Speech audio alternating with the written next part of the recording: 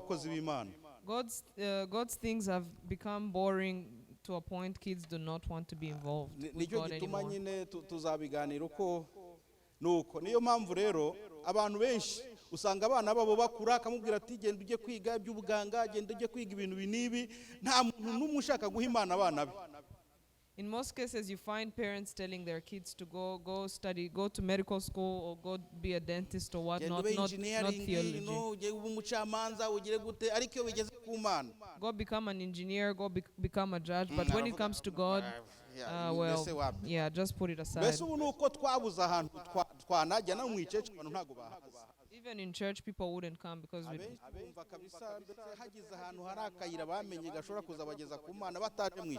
if there was any shortcut that could lead us to God easily, they wouldn't necessarily use that.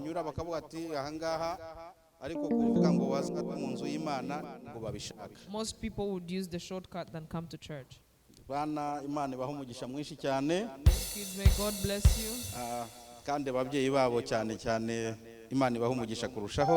mostly to the parents, may God bless you. Amen. Amen. We are going to talk about perseverance. The previous time, some people sneaked out. You left. I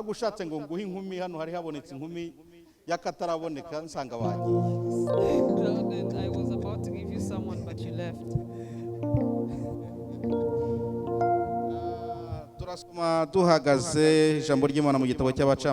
Let's all rise and read from the book of Judges.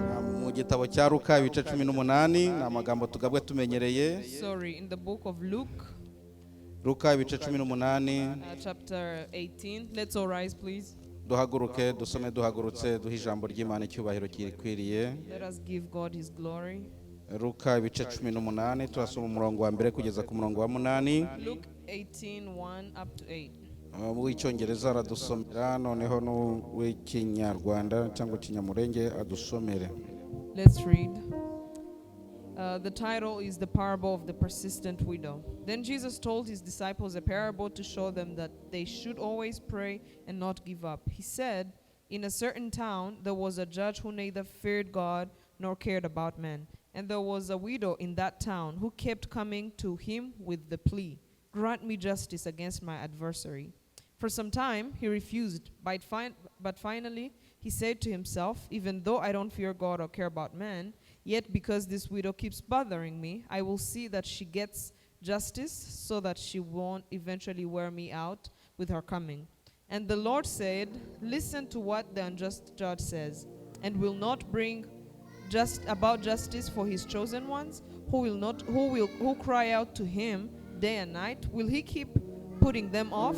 I tell you, he will see that they get justice and quickly. However, when the Son of Man comes, will he find faith on the earth? Amen. Amen. Wowe kinyarwanda dushobora gusoma haranditse ngo abacira umugani wo kubigisha ko bakwiriye gusenga iteka ntibarambirwe. Arababwira ati hariho umucamanza mu mudugudu umwe utubaha Imana ntiyite ku bantu. Muri uwo mudugudu harimo umupfakazi, aramusanga aramubwira ati ndengera ku mwanzi wanjye. Amara iminsi atemera ko, ariko aho ageze aribwira ati nubwo ntubaha Imana kandi sirite ku bantu, ariko kuko uyu mupfakazi anduhije ndamurengera ngo adahoraza iminsi yose kundushya. Umwami Yesu arabaza ati ntimwumvise iby'umucamanza ukiranirwa yavuze? Ubwo bibaye bityo Imana yo ntizarengera intore zayo zitakira ku manywa na nijoro, mbese yazirangarana? Ndababwira yuko izazirengera vuba. Ariko umwana w'umuntu naza, mbese azasanga kwizera ko kiri mu isi. Bavandimwe nimwakira ijambo ry'Imana. Please receive the word of God. Imana ibahe umugisha mwinshi, mwicare mu bwiza bw'Uwiteka Imana. Shalom.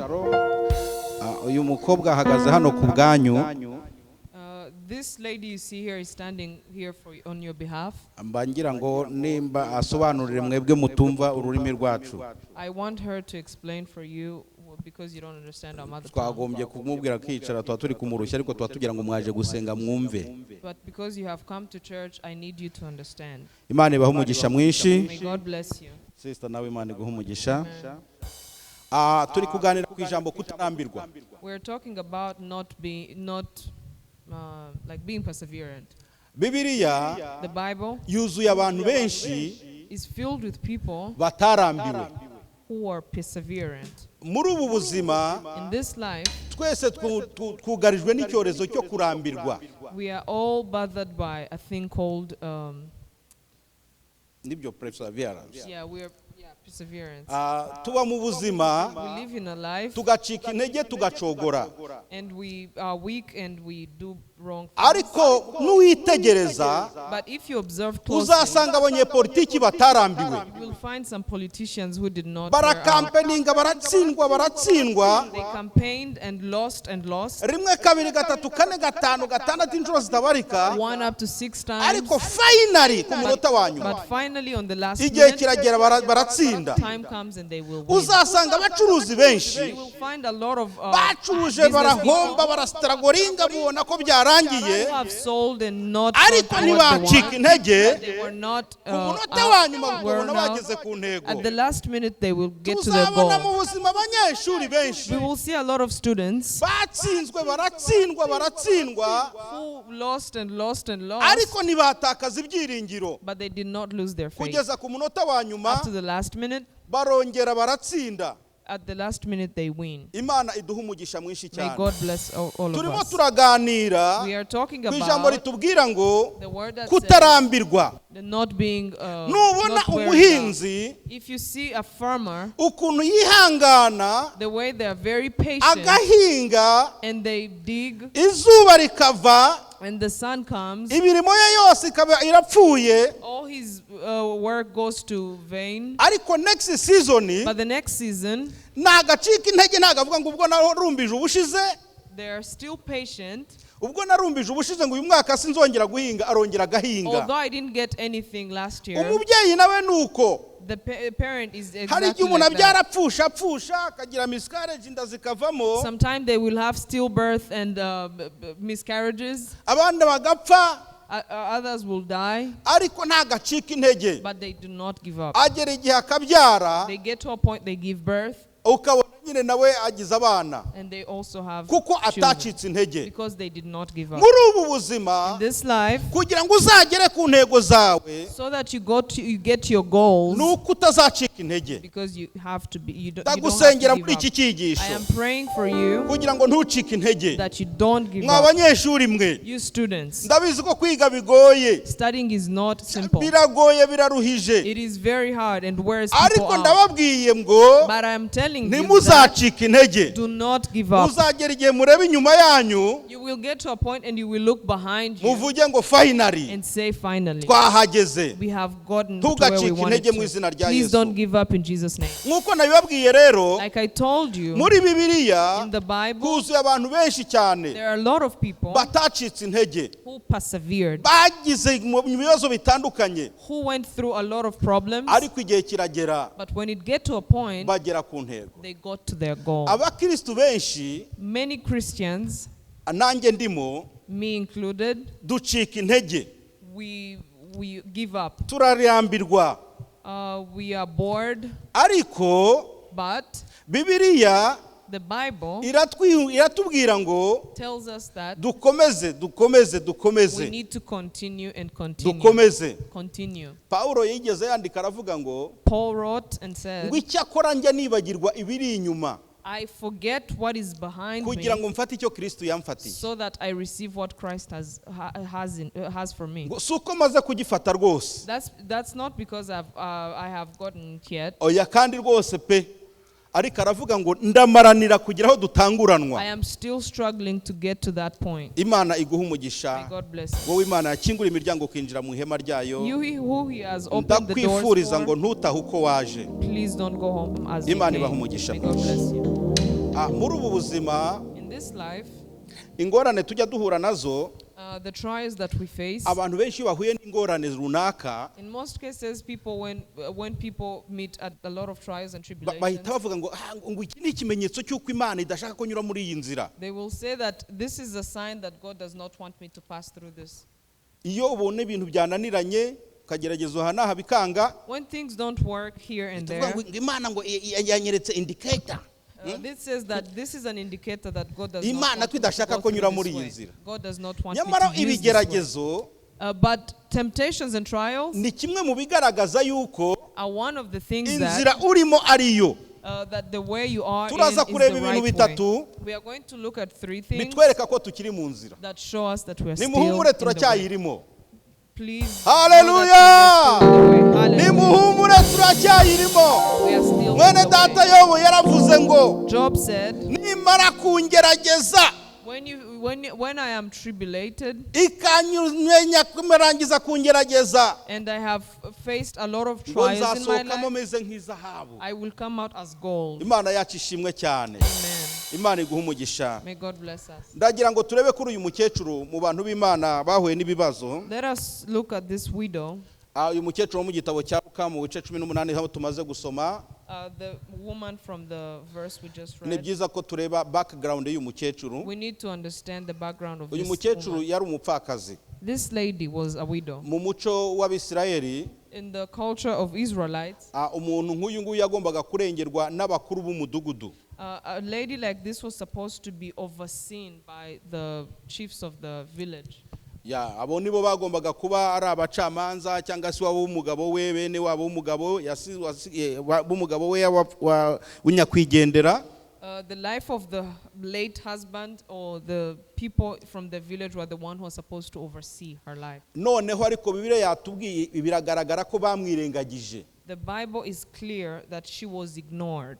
Ntibamwitaho. She was not taken care of. Barangije aravuga ngo ariko nubwo bitemewe nubwo banyangiye. The Bible says that even though they have ignored me, ntago yacitse intege. I did not give up. Aravuga ngo reka njye kuriya munyamahanga. He said, I'm going to look at that foreigner. Ajya ku mucamanza. Went to that judge. Uyu mucamanza agomba kuba ari umuroma. This judge might be Roman. Kuko Bibiliya yatubwiye ngo ntago yitaga ku bantu. Because the Bible said that he did not care about men. Kandi nta nubwo yubahaga Imana. And he did not fear God. Agomba rero kuba yari umumani. So it might be that he was Roman. Nawe ngo ajyayo. So she went. Aravuga ati nubwo ndabizi na ubwo mburiye umubyizi ngo ubuze umubyizi umukwe ntako batagize niko iwacu mu Kinyarwanda tuvuga. Memukiwe na bene wacu se uriya munyamahanga we hari icyo ari bumarire siko se twacika intege. If my own people cannot help me, how is a foreigner going to help me? Ariko aravuga ngo uko byagenda kose ndajyayo tu. But she said, either way I am going. Iwacu turavuga ngo nta wiyima abamwima bahari. In our language we say that you cannot deny yourself something when you have someone who will deny it for you. Noneho aragenda. So he went. Bagiye baramubwira bati judge ntawe uhari uzagaruke ejo. So they told her the judge is not around today, please come back Arongera ngo tomorrow. asubirayo inshuro nyinshi. She went there continuously. Ngo ariko noneho But then bigera igihe ngo judge yajya gutamira umugati. it got to a point when the judge was about to eat his bread. Umukecuru akaba arakomanze. The woman was knocking at the Ninde door. bati ni wa mukecuru. They asked, who is it? It's the Mubwira widow. azagaruke ejo bundi. Please tell her to come the day after tomorrow. Akagira ngo yarabyibagiwe. He would think Yajya she kumwicaye forgot. wa mukecuru akaba arakomanze. When he was going to eat his breakfast, the lady would knock again. Ageze aravuga ati kameme uyu muntu kuva ryari. It got to a point that the man Avuga was ngo, very "Nubaha worn out. Imana. Although I don't respect Sinite ku God bantu. and not to take care of Ariko uyu people, we arangamburuje. this person Ngomba gukemura ikibazo cye I need to work on her kugira ngo atazajya ahora aza problem kundushya. because I don't want her to keep nagging. Imana idufashe, Imana itugirire neza cyane. May God help us. Yesu arabaza ngo niba umucamanza Jesus asked if the judge utubaha Imana that does not fear God ntiyite ku bantu or respect people yarakemuye ikibazo cy'uyu mukecuru. has dealt with the problem of the widow. Noneho Imana yacu yo What about our own God? ntabwo izabura kurengera intero zayo Will he not take care of his people ziyitakira ku manywa na nijoro. who cry out to him in the morning and Ndagira at ngo iri night? jambo rifashe abantu bagize ibintu basengera. I need this word to help people who have prayed for Igihe kikaba something, kigaragara nk'igitambutse cyane. and the time has gone. Nimuhumure far ifirimbi gone. ya nyuma ntabwo iravuga. The last whistle has not been Bibiliya blown. iravuga ngo mbese Imana ntizazirengera. Is God not going to give justice to Yesu his aravuga people? ngo izazirengera kandi vuba. Jesus said he will and very soon. Imana idufashe. May God help us. Nidusoma muri Luka naho ngaho twari turi hirya gatoya When we read in Luke again, mu bice 15 n'umurongo uhereye ku murongo mu bice 11 n'umurongo w'8 sorry 5 kugeza ku 8 11:5 to 8. aho nyine muri Luka In Luke 11:5 to 8. Badushobora kudusomera cyangwa umushumba dusomere mu Kinyarwanda 11:5-8 11:5 to 8. Then he said to them, suppose one of you has a friend, and he goes to him at midnight and says, friend, lend me 3 loaves of bread, because a friend of mine on a journey has to come to me, and I have nothing to set before him. Then the one inside answers, don't bother me, the door is already locked, and my children are with me in bed. I can't get up and give you anything. I tell you, though, he will not get up and give him the bread because he is his friend. Yet because of the man's boldness, he will get up and give him as much as he needs. Amen. Amen. Hano Bibiliya muri Luka 11:5 kugeza ku 8 hari iyo nkuru Yesu yavuze. In the Bible, Luke 11:5 to 8, there's a story that Jesus shares. Ngo uyu muntu That this person yari afite inshuti had a friend, iramusura. and this friend came to visit. Noneho ngo inshuti hageze ariko isanga mu rugo nta kintu gihari. When the friend came, she did not have Ngo something noneho to give undi them. inshuti nanone iratekereza atariko Another friend thought, pastor wacu hano afite shopu our dearest pastor has a shop. reka njyeyo. Let me go there. Ngo noneho uyu muntu ajyayo. This person went there. Yeze aramubwira ati abantu ubu ni 5 z'ijoro cyangwa ni 6 z'ijoro. When he got there, he says, it's too late. Njyewe na madamu twese n'abana turaryamye. Every one of us is sleeping at this Ntago moment. dushobora kubyuka rwose. We can't wake up whatsoever. Ngo ariko hari ikintu kiri burute ubushuti. But there's one thing that is going to be more than friendship. Ngo ikintu kiri burute ubushuti bukomeye bwatuma umuntu abyuka. One thing that would make me wake up right No now gukomeza gukomanga.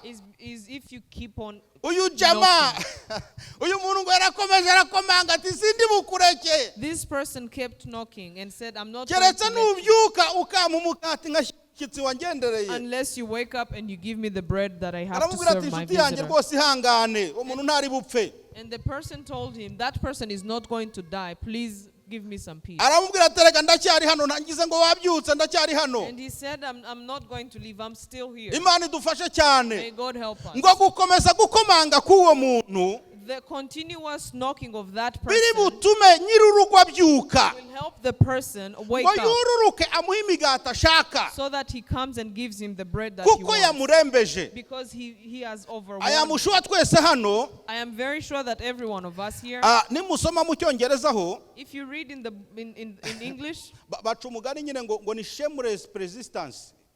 when you read it's shameless persistence. Urabona muri Afurika dufite abavandimwe In Africa we have cyangwa se brethren, dufite intego cyangwa se dufite uko tubaho. we have a way we live. Iyo ubwiye umuntu ko hari ikintu uzamumarira When you tell someone that you're going to help them, ndakurahiye ndibwira ko abenshi hano muri aba witness bijyo ngiye kubabwira. Uramubwira akabwira ati hano urumva abana twararwaye. you tell them that people here, everyone is sick.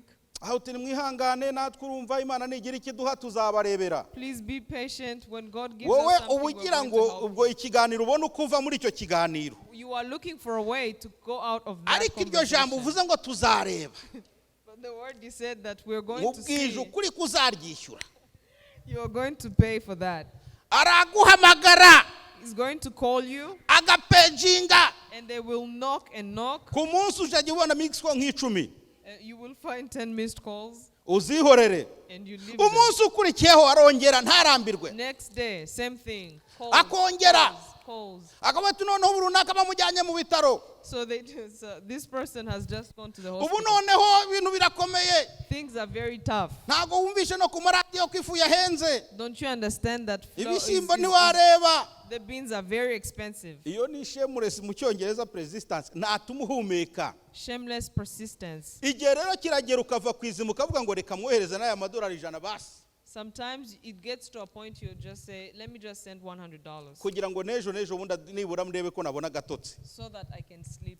hari igihe ugerageza gucinja namba Sometimes you change your number n'ubundi ugasanga sinzi uwayimuhaye and you find someone has given your number again. agakomeza kabisa kugeza ubwo And they will continue calling up to the point. Yesu hano aravuga ngo hari ikintu kizarenga ubushuti. Jesus said there's something that is going to come uyu about muntu nubwo friendship. atabyukijwe nuko ari inshuti y'uriya muntu Even though this person did not wake up, ariko gukomeza gukomanga ati the ndacyahari continuous knocking, akamara isaha n'igice ku rugi 1 hour and a half biri burenga knocking, ubushuti it will go beyond friendship. birarenga uko baziranye It will go beyond friendship, agenda amuha imigati yose ari gushaka and he will give him the bread that he's looking for. buriya aho twari dutuye twacururizaga muri Afrika twari dufite restaurant Where we were previously residing in Africa, we had a restaurant. madamu yari afite restaurant My wife had Abantu a rero restaurant. bazaga gusaba bigeze nko mu masaa sita babyita street kid babana badafite ababyeyi The orphans, bazaga ari mbese nka 40 nkababwira ntimuze nimugoroba saa 11 you should come at 5. ubwo urumva nkababwira nk'igurupe nk'eshanu zose I would tell like 5 groups of orphans to come ariko at hari 5. abandi bazaga bagahita bicara mu muryango neza But some of them would come and just sit in ubwo urumva bamwe urumva baheruka koga nko mu 2000 abandi muri kangahe some who took showers last in 2000. abandi ukumva barimo baravuga bati Yesu yavuze yuko nzaza mbatunguye cyangwa naje iwawe mukanyima. So some will actually impose and bati ubu say, ngubu ni njyewe Yesu rero like, I'm the one who is representing Jesus bakanye here. intimida. They will intimidate ari na me. mwene wacu rero wazaga we ntago yashakaga ibiryo yashakaga amahera.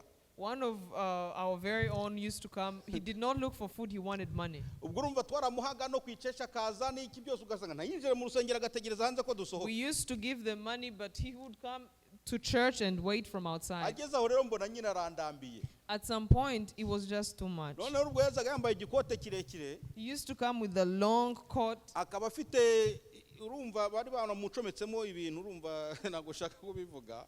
He used to have some things. yageze none akageza cya gikoti yagifunguye ahitaza agahagara kuri counter kanyereka. He used to come and open the jacket urumva so umuntu nyine you can see the things bacometsemo in there. pipe yo kujya afite ikintu cy'igishakoshi agendana bamuhayemo urumva kugira ngo ajye mu bwiherero bihita binyura muri iyo nzira. Or he used the dialysis where they connected pipes that he may use that one when he wanted mbese urumva to. yazaga inshuro nyinshi He came kandi twari continuously. tuziranye n'ukuri And ariko we knew nkareba each nkavuga other. ejo naramuhaye But yesterday I gave you. none n'ubu uyu munsi aragarutse Today I'm giving you again. n'ubundi ubwo nkabura ukuntu mbigenza nkongera nkamuha. I didn't have a way. ndi I just kumuheshwa n'iki ntago ari ubushuti I'm not giving him because he's my ahubwo ndi friend, kumuhera kugira ngo agende. but I'm giving him because I want imana him. idufashe ni mpamvu iki ndi kubaha iki kiganiro Why am I giving you this? ndi kugira ngo murebe I want you to ingero see z'abandi bantu batubanjirije the examples of people kuba who were barihanganye before us. If they persisted, byatumye bagera ku ntego zabo. they got to their goals. imana idufashe. May God help us. iyaba utaracitse intege If you did not give up, wagombye kuba ugeze kure cyane. you would have gone far and far. ndabaha indi nkuru I'm going to give you another story. tugira ngo ndihuta kugira ngo dusoze. I'm going iyi to yo ntago rush so that we ari inkuru nk'uko biri tubwira ahubwo ni ibintu byabaye. This is not just a story. These are muri Matayo 15:21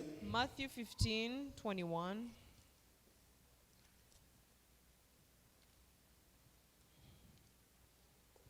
haranditse ngo Yesu arahava ajya mu gihugu cy'Itiro n'i Sidoni. Leaving that place, Jesus withdrew to the region of Tyre. and umunyakananikazi aturuka muri icyo gihugu arataka cyane ati A Canaanite woman from that vicinity came to him crying out, mwami mwene Dawidi mbabarira, Lord, son of David, have mercy on me. umukobwa wanjye tewe n'abadayimoni cyane. My daughter is suffering terribly from demon Yesu ntiyagira icyo possession. amusubiza. Jesus did not answer a word. nuko abigishwa be baramwegera So his disciples came to him baramwinginga bati and urged him, musezerere send her away, kuko adutakira inyuma. for she keeps crying out after us. arababaza ati He answered, sinatumiwe I was sent abandi keretse intama zazimiye zo mu muryango wa Isirayeli. only to the lost sheep of Israel. nawe araza aramupfukamira The woman came and knelt aramubwira ati mwami ntabara. and said, Lord, help me. Yesu aramusubiza ati He replied, si byiza kwenda ibyo kurya by'abana ngo mbijugunyire imbwa. It is not right to take the children's bread and nawe toss ati it ni to the koko dogs." mwami, She said, "Yes, Lord. ariko imbwa nazo zirya ubuvungukira buvuye ku meza ya ba nyirazo. But the dogs eat the crumbs that fall from their master's table." Yesu aramusubiza ati mugore, Then Jesus answered, "Woman, kwizera kwawe ni kwinshi, you have great faith. genda bikubera uko wizeye. Your request is granted." Umukobwa wawe arakize. And the daughter Iyi was ni inkuru healed. yabaye. This is a true story. Ndagira ngo murebe kuri aka kantu. I really want you to see this. Uyu mugore This woman, ntago yari umwisirayeli. she was not an Israelite. Amaze kugenda yagiye kureba Yesu aramubwira ati mwami ntabara. When she went there, she told Jesus, "Please have mercy on me." Ariko Yesu aramubwira ngo aramwihorera ntiyagira icyo amubwira. But Jesus did not answer a word. Mujya mwumva iyo ubwiye umuntu ntagira icyo akubwira, When you tell someone and they don't respond, ujye wumva ibintu bikuzamukamo, you know. you will feel some things coming up. Urumva umuntu nyine kuba wamuvugije akakwihorera. When you talk to someone and they ignore you,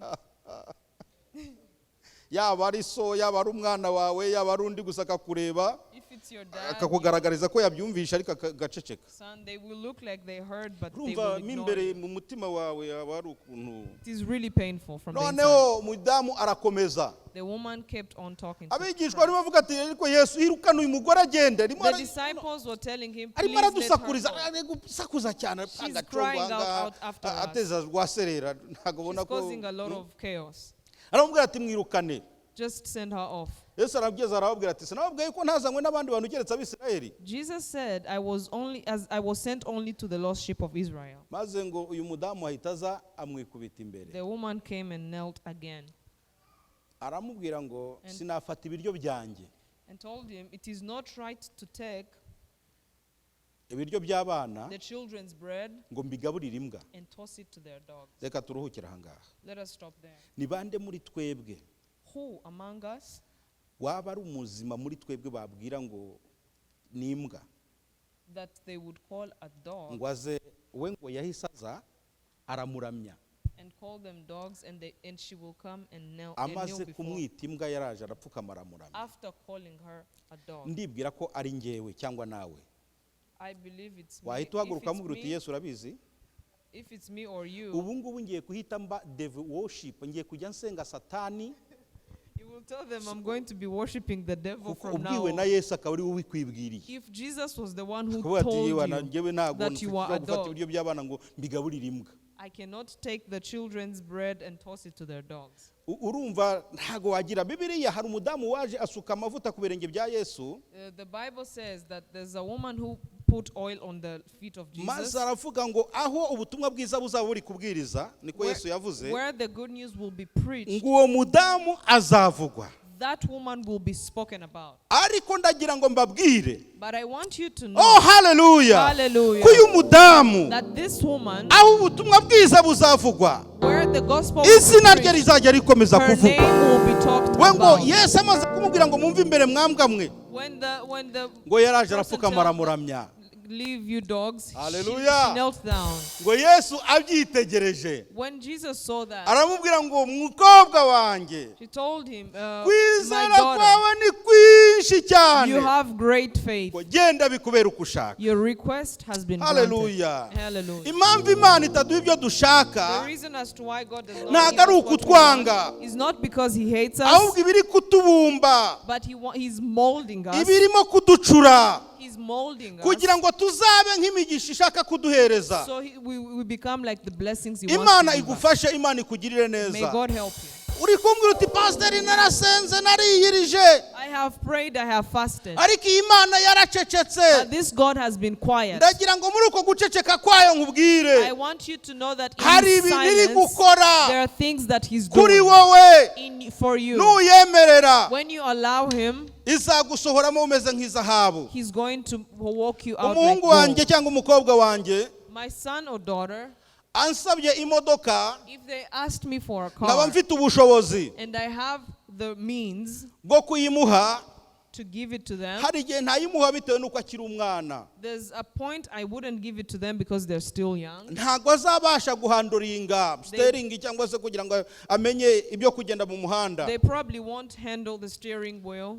niko know bijya what to do bigenda in the ntago world. ababiza bagira ngo muri kumwanga Sometimes they will think you hate them, ariko uba utegereje igihe cyashyizweho but you're waiting for the time that has been put kugira in ngo place azabashe kugenda nk'uwigisha ari kwaka. so that they can go by themselves. Imana ibaha umugisha mwinshi. Amen. Reka mbisubiremo, Let me repeat ntago this. abana bacu iyo badusabye ibintu tubibima kuko tubanga, When our kids ask for things and we deny them, ahubwo it's tuba not tugira ngo because we hate babanze them. bakure bagere kuri icyo gihagararo That's because we want them to get to a cyo certain kuba ba stage responsable y'iyo migisha bari gushaka. and assume responsibility and Imana become idufashe who cyane. we want them to come. Mwabonye ababyeyi benshi baba bafite imitungo, We've seen a lot of parents who have wealth. bamara gupfa Once they die, mugasanga aba bana yamaze ubwo barimo baragenda bayagurisha. Sinzi umwe mwarabibonye namwe, you find the kids selling off the cyangwa property. ugasanga aho amabati yavuye aho yo batagurisha, ugasanga inzu yarasambutse bananiwe kongera gushyiraho andi Where you mabati. find the iron sheets have been taken Kubera off. iki ntago barezwe ngo bagere ku kigero They have not been raised right babasha gufata responsibility. to assume responsibility. Imana idufashe. May God help us. Natwe rero Imana God impamvu dusenga ntihita idusubiza, does not grant us everything ibigira we ngo want. tubanze dukure He wants us to grow up tugere muri cya gihe cy'uwo mugisha turi to gushaka. a point we become like the blessing we want. Imana idufashe cyane. Amen. Nimusoma ijambo ry'Imana When you read in the Bible, muzasanga umudamu bita Ana. we will see a woman called Anna. Uyu Ana Hannah yasabaga Imana abana nk'aba Penina. was asking for children like Peninnah. Murabyibuka Ana, You know the story. uyu Anna mudamu and Penina yari Peninnah. afite abana benshi. Peninnah had very many kids. Hana nawe nta bana yagiraga Hannah was ngo kuko barren Imana yari yaramufunze inda ibyara. because she was barren and she could not conceive. Afite umugabo we Arukana umukunda cyane. Harkana, the husband, loved her so Igihe kimwe dearly. yaramubwiye ngo nkurutira abana 1,000. I am greater than 1,000 kids for you. Ariko I'm enough. ndashimira Imana. Buriya hari igihe abantu badushyigikira At times, some people support us bakatwereka ko turi kumwe nabo, ariko ari abantu bagambiriye kutubuza umugisha w'Imana. and will show us that they are with us, but they are Narebye kuri actually uyu mugabo deviating Arukana the n'umugore blessing we, of God. Harkana and the Sanga wife. ingorane Hana yari afite ya mbere yari umugabo we. The first problem that Hannah had was the husband. Umugabo yamubwiraga ngo iby'abana wibyitaho, The husband was telling her, you should not ngo care about kuko children nkurutira abana 1,000. because I am far more bigger than the children that you want. Uwabireba yabonaga ko uyu mugabo ari kumuha keya. When we look at Si it, yose twese tuba turi we gushaka. might think that he's being Bibiliya caring avuga to ngo the iyo wife. bajyaga gusenga ngo yamukubiraga kabiri, yamuhaga imigabane 2. He would always give 2 portions to Hannah ngo kugira ngo mbese amwereke rwose ko amuha keya bihagije. to show her that he cares Ariko about yari her. hindrance cyane yo kugira ngo abone umugisha But w'Imana. this was a hindrance for her to see her blessing. Ageze aho Bibiliya tubwira ngo uwo mudamu The Bible says that woman, ava kuri Elukana ajya kureba Imana, she left Harkana and went to God. ngo arasenga. She prayed. Ngo yasengaga ariko ashaka abana nk'aba Penina. She prayed and was asking for kids like Hari umuntu Peninnah. wambwira abana ba Penina amazina yabo? Who can tell me the names of Peninnah's kids? Ariko biratubwira ngo Hana mu gihe yasengaga Imana, But when Hannah was praying to ngo God, Imana yumva gusenga kwayo, God heard her Imana prayer. yumva gusenga kwe, God heard her prayer imuha umwana and gave her a child wari kwifuzwa n'igihugu cyose, Samweli, who would be wanted by everyone, waje kuba umuhanuzi wa mwiza w'Abisirayeli. who became the prophet of Nyuma Israel. irongera imuha abandi bana 6. After that, he gave her 6 more kids. Ndashaka kukubwira ko impamvu dusenga ntidusubizwe The reason as to why we pray and are not ari ukugira ngo answered Imana ibanze ducure tubashe kugira n'imigisha because wayo. God is molding us to get to a point He wants us. Ntago biragoye cyane kugira akana ka mbere nako kabiye mu zabukuru kugira ngo ugatange. It's very hard that when you give birth to a child and you're old to give them Ariko away. Hana Imana yari yaramucuze But Hannah had folded and molded her, kugeza ubwo yabonye ko ari Imana imuhaye umwana. and she saw that this kid had come Aravuga from ngo God. kwana kuba umpaye umwana sinakwima nawe umwana. Because you have given me a child, I'm not going to deny you Hallelujah. this child. Amen. Imana ibafashe. Impamvu Imana dusenga ntidusubizwe The reason as to why we are not answered by ibiri God, kubanza kuducura kugira ngo tuzabone kubaho nk'imigisha natwe turi kwifuza. He's folding us to become the blessings He wants us to Ndagira be. ngo nkuhumurize, I want to give you some comfort. ntago Imana ikwanga, God does not hate you. nta nubwo iyo itagushubiza ari uko ikwanga, When he doesn't respond, does not mean ahubwo ari he hates you. ukugira ngo ubanze ugere ku kigero gikwiriye. He wants you to come to a stage that Mu he bihugu wants bifite you to. demokarasi nk'aha turi n'ahandi, In democracy regions like this mujya one, mubona in some ukuntu ba other perezida countries, babashushanya bamugize ubundi nk'udukwavu nk'uduki n'uduki, the presidents would literally be formed to become rabbits or dogs or whatnot, bakamushushanya afite umurizo agize gute. and they will draw them with a Nkatwe tail. tutaragera ku kigero cyo kuba perezida, For us who are not at the level of becoming presidents, wumva bagushushanyije umeze kurya. you think that you being drawn like that, Ntubyuka mu gitondo uti wowe runaka ahita ubafata bose ushyire mu gasho. you would feel very angry to the point you Ariko want to ujya lock kugera up kuri cya everyone. kigero cyo kuba perezida, But when you get to the point of becoming president, ubona ko hari ibintu udakwiye kujya kwirwa urwana nabyo. there are some things you won't have time for. Haleluya. Amen. Nimwibuke Yosefu ava muri pirizo, When Joseph came out of prison, byari kumworohera it was going to be easy for guhita him ahamagara wa mugore wa Potifari, muramwibuka, to call Potiphar's wife, akamubwira ngo ngwino hano sobanura neza burya cyage naragufashe cyangwa sinagufashe. come here and explain to me, did I rape you or not? Ariko ntabwo byari necessary It was not necessary kuko yaramaze kugera ku rundi rwego. because he had gotten to another level. Imana idufashe cyane. Amen. Nicyo gituma rero Imana idusubiza, That's the reason as to why God does ntabwo not ibidusubiza answer. kugira ngo wowe twari dufite inzika. Hari igihe nyine twebwe nk'ubu ndashima Imana I thank God.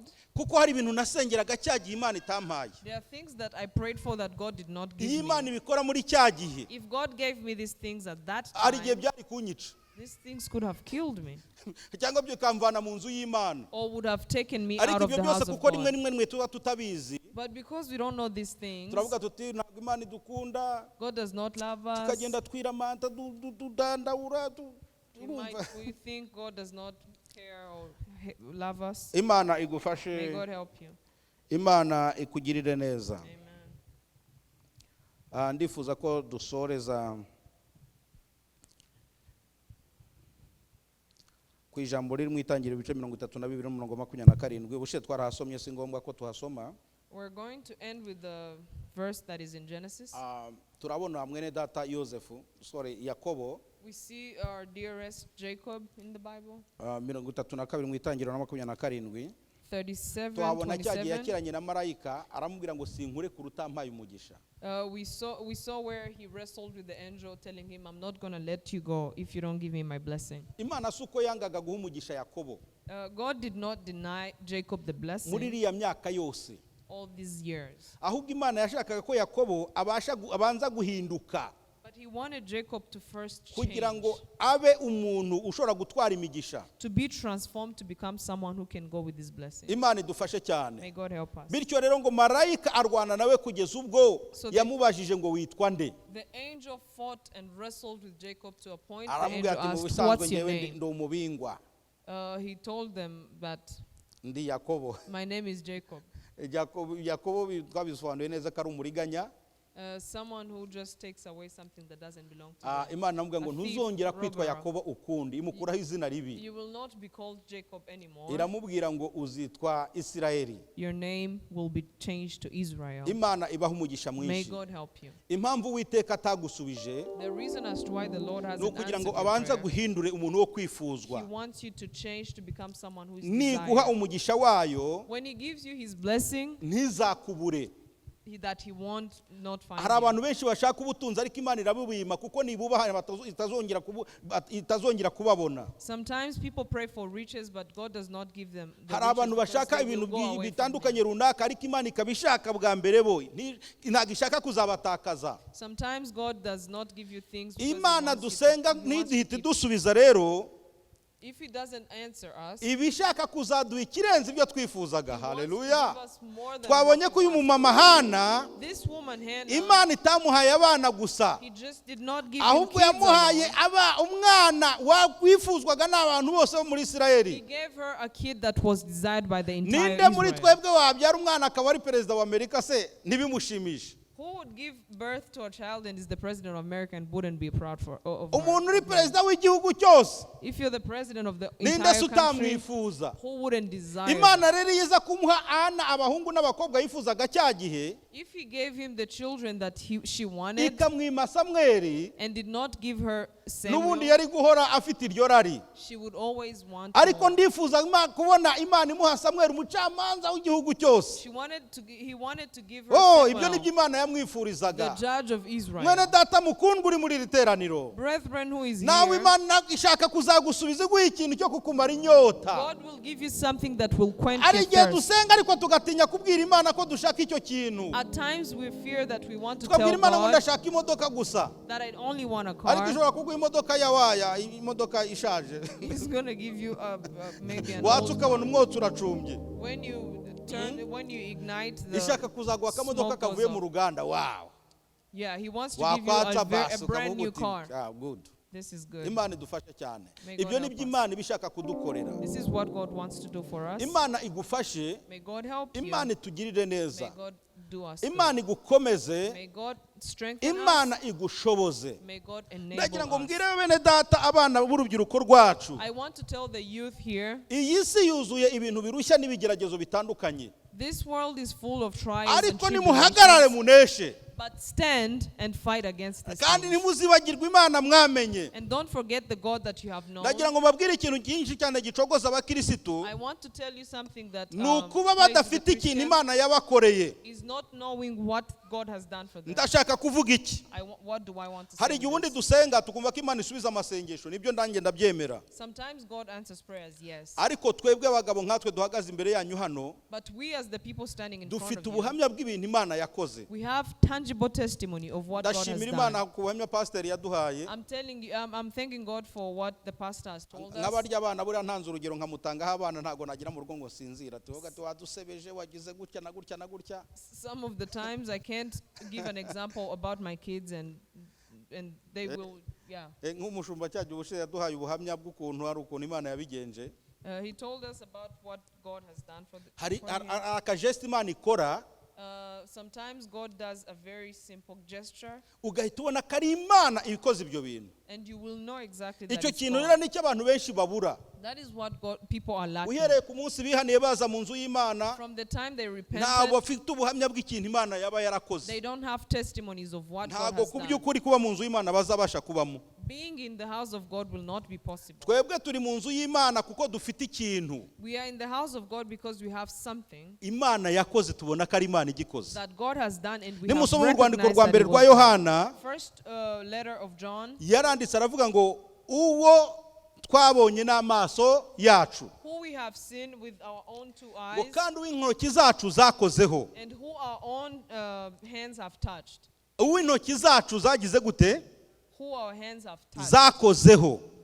Birashaka kuvuga iki? What does this Kugira mean? ngo ube umukirisitu mwiza utuma kuba mu nzu y'Imana, For you to become ni a uko good uba ufite Christian, ibimenyetso ntashidikanywaho by'uko hari ikintu Imana yakoze ku buzima you bwawe. have tangible indicators of Niyo what God has mpamvu done mu for nzu your life. y'Imana bikomeza kuryoha, niyo mpamvu dukomeza kuza, That's because we continue to mukabona come, tumereyemo imvi, and we will have nuko gray tuzi ko hari hair, ibintu Imana yigeze gukorana because we natwe. know there are things God has Hari done. abantu badafite ibintu Imana yakoze, There are things that there are people who don't have things God has bavuka done. basuzugura ababyeyi babo cyangwa babona ababyeyi babo gutyo gusa bagasenga bakaba dusohoka tugataha, They will just disrespect their parents, come to bakabona church and amanyanga go, akorerwa mu nzu y'Imana. and they will see all the bad things Ariko being done twebwe in church. duhagaze imbere yanyu But we standing in front dufite of you, ibihamya we have testimony by'uko hari ibintu Imana yacu yakoze. that God has done. Oh, Yesu ashimwe. Amen. Reka tube nk'abaho kuki, Let's be like Habakkuk. tongere tubwire Imana ngo Mana, Tell us, ongera God, uhembure umurimo wawe restore muri your iki work gihe, in this time. nk'uko Mwami Imana yacu utumenyeshe. Habakuki yajyaga agera mu nzu y'Imana, Habakkuk would go to the house of God, bakababwira ukuntu bambutse inyanja itukura, and they will tell them how they parted the sea. akavuga ngo byari bimeze bite. How was it? Bakababwira ukuntu bambutse Yorodani They will tell n'amaguru, them how they akavuga ngo ariko ubwo byari bimeze bite. how was it? ndasaba imana muri iki gihe I am asking you muri today, Amerika ngo imana yongere idukorera ikintu in this America, that God will do something kizatuma tubona ko imana ihari. that will let us know that Satani God is harya there. tujyana ahantu akatwereka yuko kuza gusenga no gusengana intege nkeya gutya The devil will always try to trick us. tukabona ntago ibintu by'Imana ntago bifite ireme ryago byagombye kugira. Like things of God just don't make sense Imana anymore. ibahe umugisha mwinshi. Amen. Ndifuza ko dusengana Imana I want everyone to pray with me mbabwira ngo mwe gucika intege. and tell you that please do not give up. Niba wari waracitse intege If you had given up, ndagira ngo nongere mubwire ko hakiri ibyiringiro. there's still hope. Uwiteka Imana ashaka kubanza kugera ku kigero God wants you to get to a stage ubasha gutwara imigisha yayo neza. that He wants you to get these Ntabwo blessings. ishaka kuguha imigisha ngo nirangiza izaguhombe. He does not want to give you the blessings and lose you. Ntabwo ishaka kugutakaza. He does not want to lose you. Ntabwo ishaka kugutakaza. He does not want to lose you. Irashaka ko izaguha umugisha He wants to give you the kandi blessing ukagenda uyihesha icyubahiro. and you will still glorify Him. Kubika imitwe yacu dusenga Imana. Let us bow down and pray. Mwami Yesu turagushimiye. Thank you, Jesus. Icyatumye werekanwa mwami no kugira ngo zibone ubugingo kandi ubugingo bwinshi. The reason as to why you came is because you wanted them. Muri aya masaha mwami turagusabye ngo tubabarire mwami.